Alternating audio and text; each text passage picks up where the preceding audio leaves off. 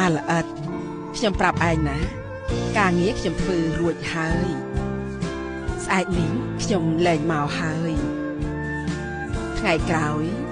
ឯងត្រូវរកកន្លែងហូបបាយផ្សេងហើយ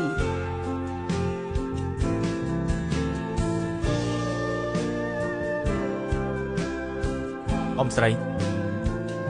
ចាំដល់ថ្ងៃខ្ញុំវិញធ្លុះហើយខ្ញុំច្បាច់សងគុណអ៊ំវិញសងគុណណាខ្ញុំឲ្យឯងហូបបាយបងឲ្យឯងសងគុណណា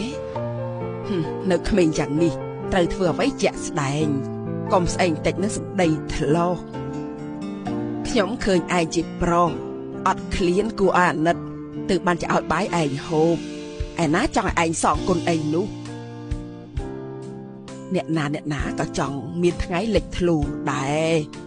តែបើសិនត្រឹមតែគិតនោះគឺរស់នៅបានស្ងប់ចិត្តហើយអាល្អិតបែបនោះណាគឺមិនមានកំណើតនោះទេ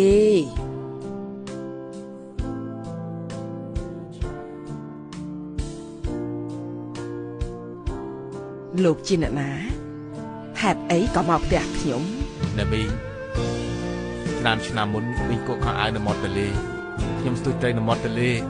រាល់ថ្ងៃមីងឲ្យបាយ